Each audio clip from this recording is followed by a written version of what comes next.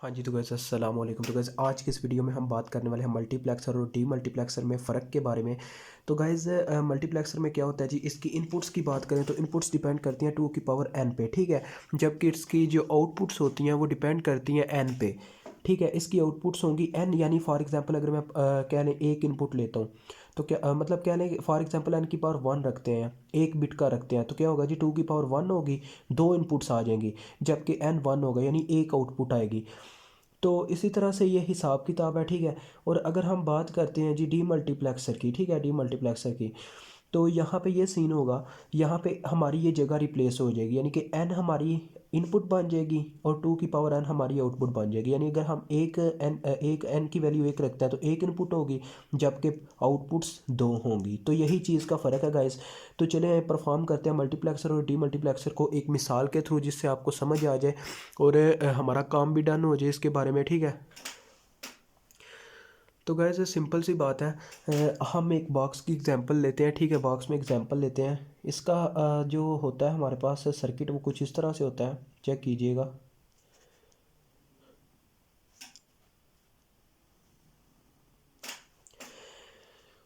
तो इसका truth table भी बनाना ज़रूरी है गैस, उसके बाद ये बातें होती हैं, लेकिन मैं आपके लिए पहले बात कर रहा था। तो जैसे आपको बताया मैंने, दो इनपुट्स होंगी, ठीक है, एक आउटपुट होगी। तो दो इनपुट्स कुछ भी हो सकती है, S0 S1 रख सकते हैं आप, A0 A1 रख सकते हैं। तो आउटपुट आपको कोई भी एक मिल जाएगी, ठीक है। अब फॉर एग्जांपल मैं बात करता हूँ मल्टीप्लेक्सर के ट्रूथ टेबल की। तो मल्टीप्लेक्सर का जो हमारे पास ट्रूथ टेबल होता है वो कुछ इस तरह से होता है, देखें।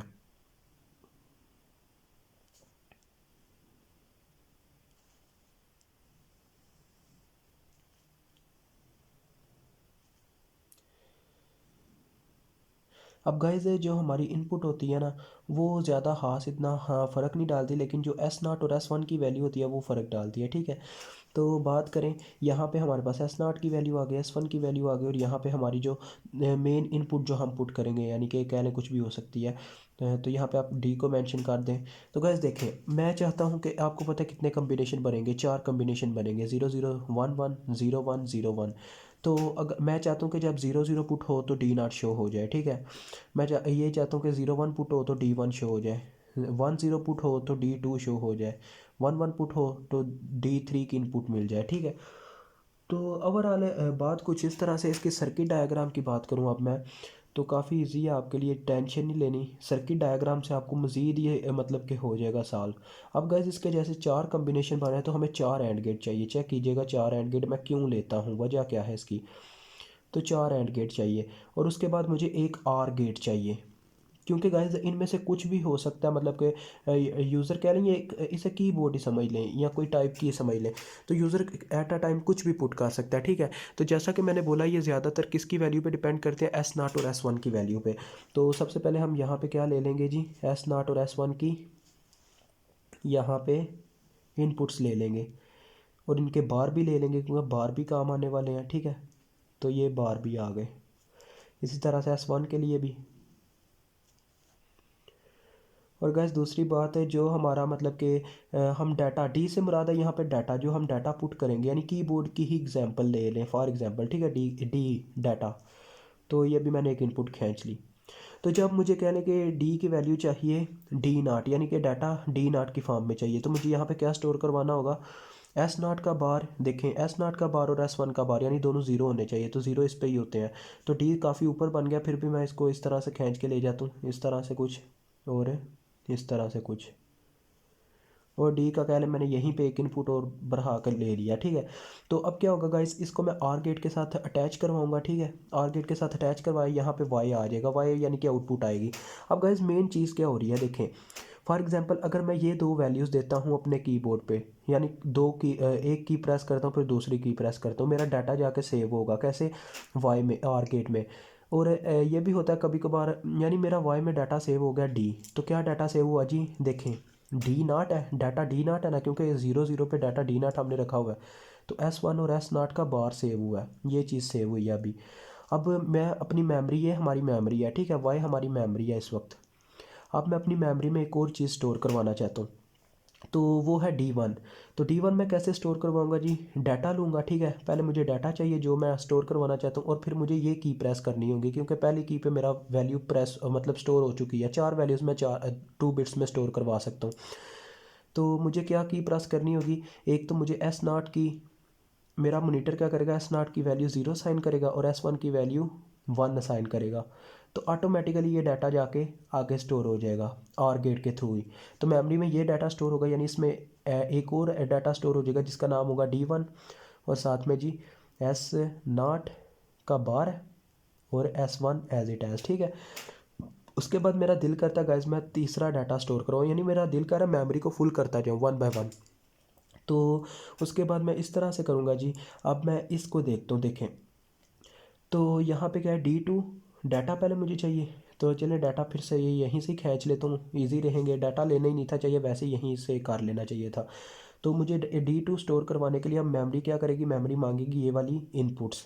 तो मुझे 1 और 0 चाहिए, यानी इसकी वैल्यू 1 चाहिए S0 की, और 0 वैल्यू चाहिए किसकी जी,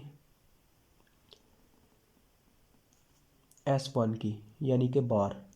तो गाइज ये भी जाकर मेमोरी से अटैच होगा आर गेट के थ्रू, और मेमोरी में एक और डाटा स्टोर हो जाएगा जिसका नाम होगा D2 S0 S1 का बार। अब तीसरे नंबर पे यानी चौथे नंबर पे मेरे पास जो डाटा होगा वो अब मेमोरी को स्टोर करवाने के लिए, अगर मैं स्टोर करना चाहता हूँ तो क्या चाहिए होगा, S1 सिंपली चाहिए होगा और S0 भी सिंपली चाहिए होगा, क्योंकि चौथे में ये दोनों 1 1 है।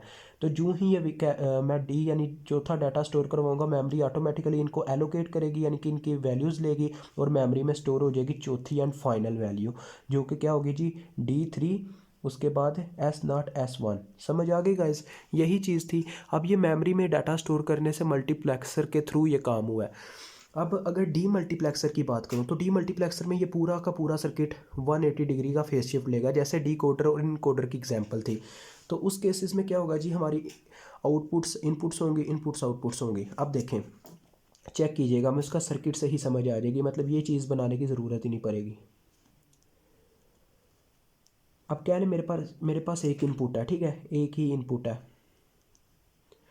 अब अगर एक इनपुट होगी तो 2 की पावर 1 रख के, मतलब हमारे पास क्या बनेगा डीमल्टीप्लेक्सर में, 2 आउटपुट्स होंगी। ये आप चेक कर सकते हैं, ऊपर मैंने आपके लिए इसीलिए ही मेंशन किया था इस चीज़ को, ठीक है।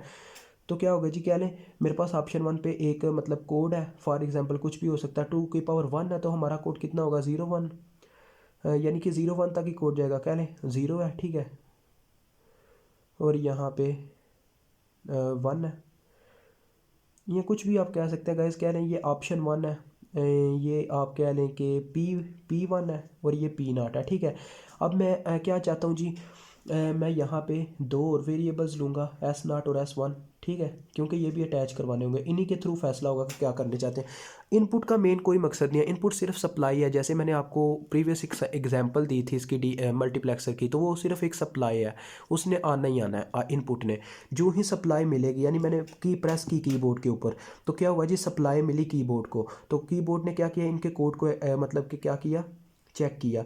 तो अगर कोड आ जाता है यानी गाइस 0 0, तो इनडायरेक्टली क्या होगा जी, इनपुट इसको साइन कर दी जाएगी। अगर कोड आ जाता है 0 1, यानी 0 1 पे ये वाला पड़ा हुआ ऑप्शन, तो लिहाजा कोड इसको साइन हो जाएगा, यानी इसको वैल्यू मिल जाएगी। अब 2 ऑप्शन है, ये यहाँ पे स्विच होंगे, यानी कि कह लें इस तरह से स्विच होंगे, कह लें ये स्विच है, ठीक है। जो ही मैं मतलब कि अगर P0 को वैल्यू देना चाहता हूँ तो S0 और S1 का इस तरह से कोड चूज़ करूँगा कि इसको वैल्यू असाइन हो, तो इनडायरेक्टली ये क्लोज हो जाएगा। अब 2 मतलब कि इनपुट्स है, तो 4 हमारे पास टोटल वैसे कम्बिनेशन बनते हैं, ठीक है, P0 P1 P2 P3। तो इनके लिए अलग अलग देखें, इस तरह से होगा, इसके सेंटर में स्विच होगा, ठीक है, हर एक के सेंटर में एक स्विच होगा। आप समझ रहे हैं गाइस, देखें सबके सेंटर में स्विच है। अगर मैं S0, जैसे हमने ऊपर देखा था, अगर मैं S0 और S1 का कोड 0 0 पुट करूंगा तो इनडायरेक्टली क्या होगा, फर्स्ट स्विच क्लोज हो जाएगा और इसको वैल्यू असाइन हो जाएगी। तो यही चीज़ है गाइस, और कोई बात नहीं है मल्टीप्लेक्सर और डी मल्टीप्लेक्सर में। मुझे उम्मीद आपको समझ आ गई होगी। अल्लाह हाफिज़, अस्सलाम वालेकुम।